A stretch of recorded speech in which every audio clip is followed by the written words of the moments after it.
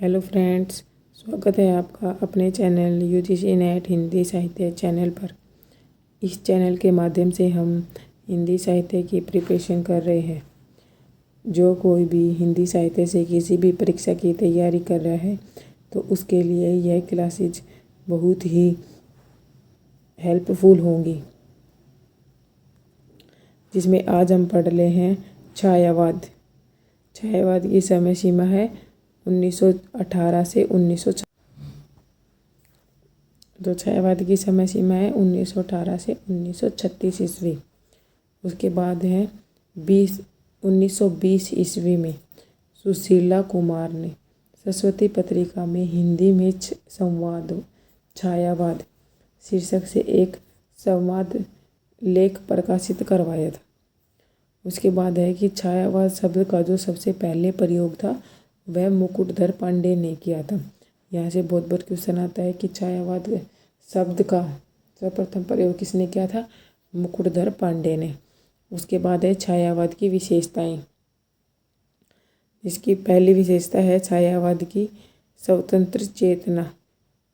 छायावादी कवियों का मुख्य केंद्र रूढ़िवादी विचारधारा, धर्म व सामाजिक रीति रिवाजों से स्वतंत्रता पाना था। ठीक है, कि जो रूढ़िवादी विचारधारा थी और जो समाज में जो रीति रिवाज थे उन सब से छुटकारा पाना छायावाद का मुख्य विशेषता थी।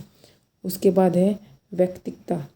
छायावाद काव्य व्यक्ति की स्वतंत्र अस्तित्व की कल्पना करता है कि व्यक्ति अपने मतलब जैसे हमने द्विवेदी युग में पढ़ा था वहाँ पे समाज के साथ था व्यक्ति, पर यहाँ पे व्यक्ति अकेला है। ठीक है, तो छायावाद में की जो काव्य है उसमें व्यक्ति की स्वतंत्रता के अस्तित्व की कल्पना की गई है। उसके बाद अगली है अनुभूति की प्रतिष्ठा।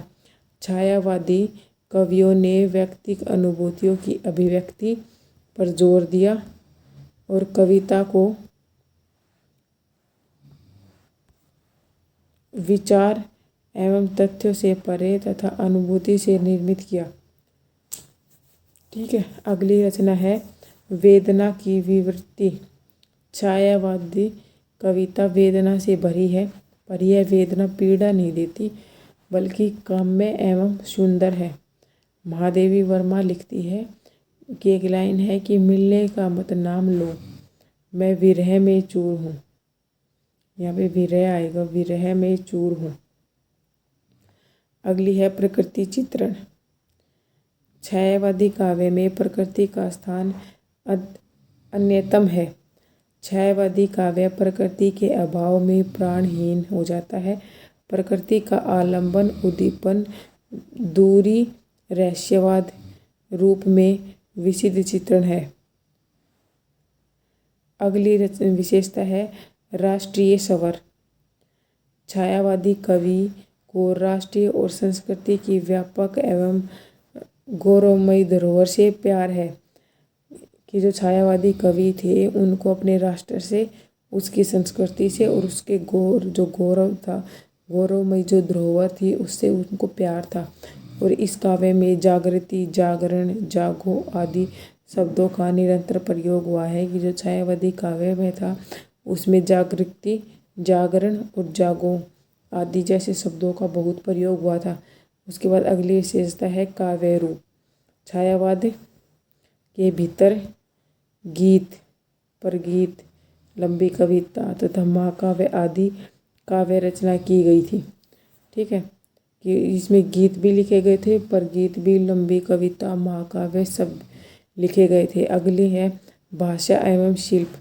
छायावादी कवियों ने संस्कृत गर्भित एवं अलंकारनिष्ठ भाषा का प्रयोग, कहीं कहीं छंदों के परंपरागत ढांचे को तोड़ा तथा कहीं मुक्त छंद में भी रचना हुई। छायावादी कवियों ने बिंब को सफल प्रयोग करके काव्य को अत्यधिक मार्मिक बनाया था। छायावादी कविता सूक्ष्म एवं अमूर्त तथ्य को, जो कथ्य थे उसको व्यक्त करने का इन्होंने प्रयास किया था।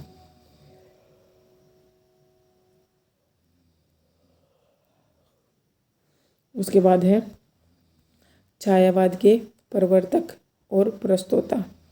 प्रवर्तक है मैथिली शरण गुप्त, मुकुटधर पांडे। इनको किसने माना है? आचार्य रामचंद्र शुक्ल ने। ठीक है, मैथिली शरण गुप्त और मुकुटधर पांडे को किसने माना? आचार्य रामचंद्र शुक्ल ने। नंद दुलारे सुमित्रा नंदन पंत को किसने माना? नंद दुलारे वाजपेयी। इसमें भी नंद आता है, इसमें भी नंद है, तो सुमित्रा नंदन पंत को किसने माना था? नंद दुलारे वाजपेयी ने। ठीक है, जयशंकर प्रसाद किसका है? इलाचंद्र जोशी। कि शंकर के कि जब शंकर भगवान के हम जब भी भजन सुनते हैं तो हम जोश में आ जाते हैं। ठीक है, माखनलाल चतुर्वेदी, प्रभाकर माचवे। ये माचवे आएगा इधर, थोड़ी ये टाइपिंग मिस्टेक हो जाती है। माखनलाल चतुर्वेदी का है प्रभाकर माचवे। माखन खाकर क्या जाते हैं? सब माच जाते हैं, माचवे। ठीक है, उसके बाद है अगले हैं छायावादी कवि। जो छायावादी के जो कवि थे चतुष्टय के जो 4 कवि थे वे और उनके दर्शन। जयशंकर प्रसाद का है शैव दर्शन, आनंदवाद। कि जो भगवान शंकर थे वो क्या थे? शैव थे। उसके बाद है सुमित्रा नंदन पंत। सुमित्रा नंदन पंत का है अरविंद दर्शन। ठीक है, और सूर्यकांत त्रिपाठी निराला का अद्वैतवाद।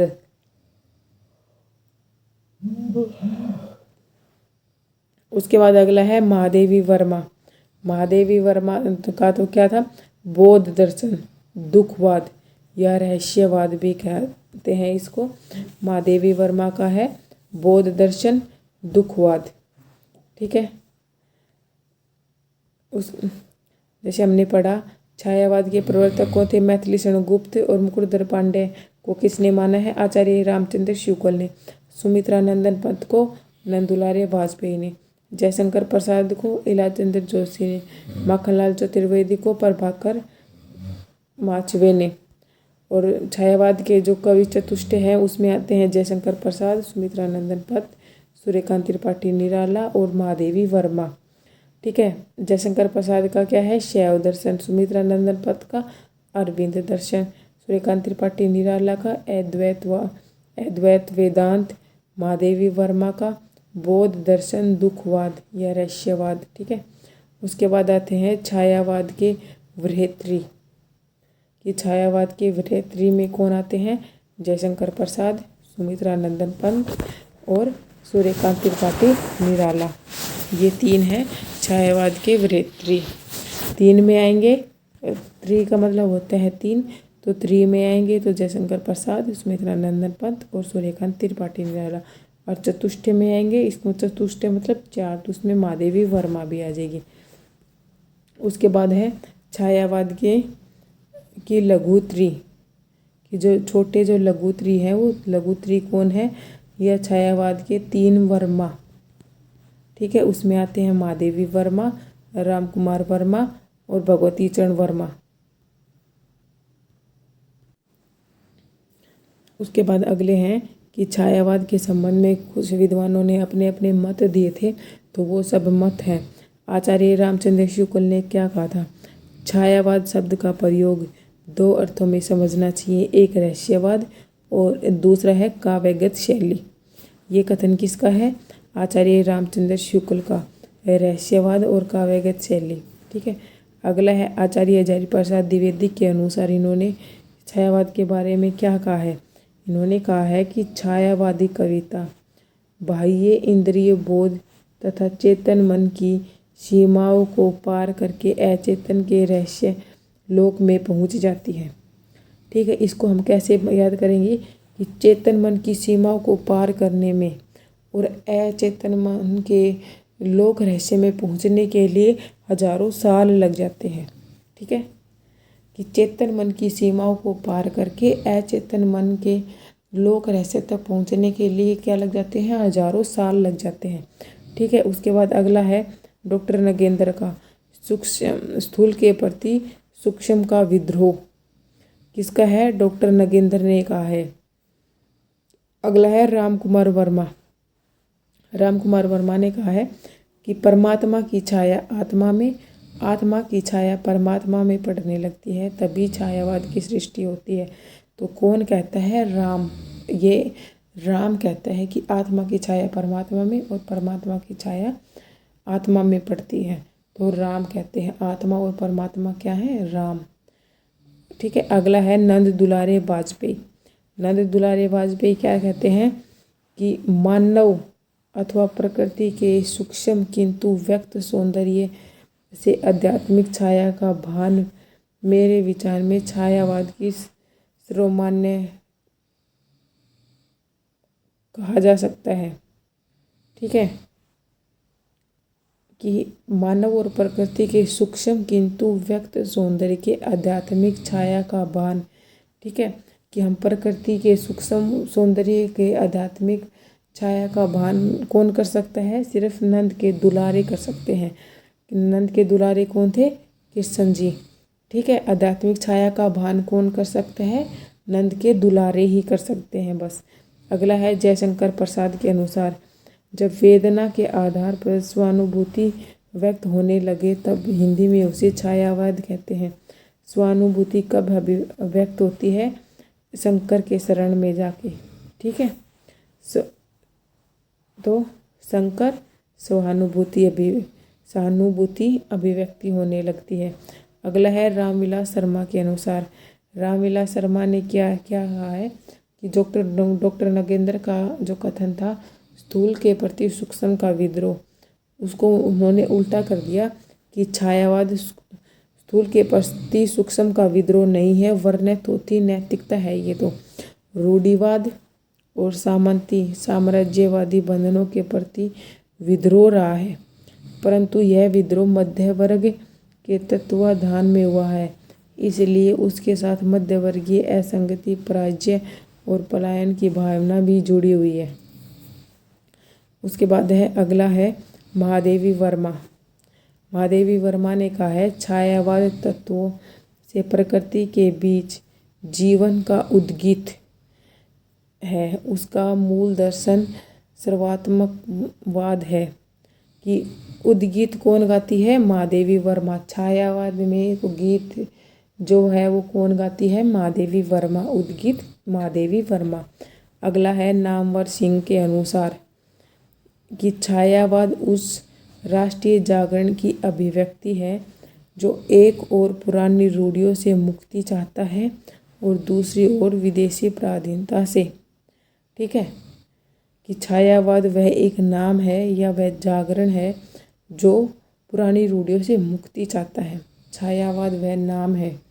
ठीक है, तो नामवर सिंह।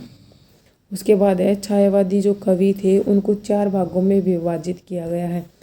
ठीक है, पहले हैं छायावादी कवि। छायावादी कवि में आते हैं जयशंकर प्रसाद, सूर्यकांत त्रिपाठी निराला, सुमित्रा नंदन पंत और महादेवी वर्मा। इसको हम कैसे याद करेंगे कि शंकर को सूर्य उदय होते हम याद करते हैं, शंकर को याद करते हैं, सूर्य उदय होते हैं। फिर हम नंद को याद करते हैं, सुमित्रा नंदन नंद को। ठीक है, और फिर महादेव को।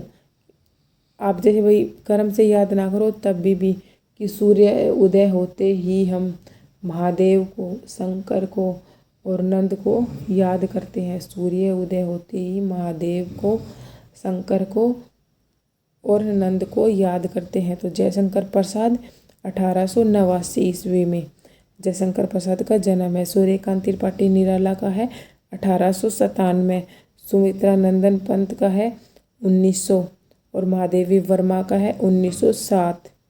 ठीक है, अगला है राष्ट्रीय सांस्कृतिक काव्यधारा के कवि। राष्ट्रीय सांस्कृतिक काव्यधारा के कवि हैं माखनलाल चतुर्वेदी, इनका समय है 1889। सियाराम शरण गुप्त 1895, बालकृष्ण शर्मा नवीन 1897, सुभद्रा कुमारी चौहान 1905, सोहनलाल द्विवेदी 1906, रामधारी सिंह दिनकर 8। ठीक है, अब हम इनको कैसे याद करेंगे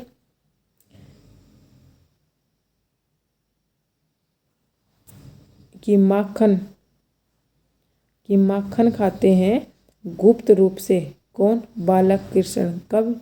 सुबह सुबह खाते हैं और बहुत ही सोहने तरीके से खाते हैं और दिन भर खाते रहते हैं उसको। ठीक है। कि बालक माखन चुराते हैं गुप्त रूप से बालक कृष्ण सुबह सुबह चुरा लेते हैं और बहुत ही सोहने तरीके से खाते हैं दिन भर उसको। ठीक है। माखन कब चुराते हैं? 8 से 9 बजे तक। ठीक है। और गुप्त रूप से 9 से 5 बजे तक। ठीक है। बालक कृष्ण 9 से 7 और सुबह 5। कितने सोने तरीके से? 6 सोने तरीके से। और दिन भर, दिन कब निकलता है? 8 बजे। ठीक है। अगले हैं प्रेम और मस्ती के कवि। प्रेम मस्ती के कवि कैसे याद किए थे? वर्मा बच्चन शर्मा। हरि के आंचल में जाकर शास्त्री बन जाते हैं। ठीक है। वर्मा बच्चन शर्मा हरि के अंचल में जाकर शास्त्री बन जाते हैं। ठीक है। भगवती चरण वर्मा 1903 ईस्वी, हरिवंश राय बच्चन 1907, नरेंद्र शर्मा 1913, हरिकृष्ण प्रेमी 1908, रामेश्वर शुक्ल अंचल 1915, जानकी वल्लभ शास्त्री 1916। ठीक है। ये है प्रेम और मस्ती के जो कवि थे छायावादी वो। उसके बाद अगले हैं हास्य और व्यंग्य के कवि। हास्य और व्यंग्य के कवि हैं ईश्वरी प्रसाद शर्मा, हरिशंकर शर्मा और चतुर्भुज चतुरेश। ये है हास्य और व्यंग्य के कवि। तो आज की जो क्लास थी उसमें हमने पढ़ा है छायावाद की विशेषताएं और छायावाद के जो प्रमुख कवि थे वो। आगे की जो क्लास आएगी उसमें हम पढ़ेंगे छायावाद के जो कवि थे वो और उनकी रचनाएं, मतलब उनकी रचनाओं की पूरी विशेषताओं के साथ। अगर आपको वीडियो अच्छी लगे तो वीडियो को लाइक शेयर और सब्सक्राइब करें और वीडियो को पूरी देखें ताकि मैं जितने भी आपको ट्रिक बताती हूँ वो आपको समझ में आ जाए और आप उनको अच्छे से याद कर पाएँ। अगर आपको वीडियो अच्छी लगे तो वीडियो को लाइक शेयर एंड सब्सक्राइब करें। Thank you for watching.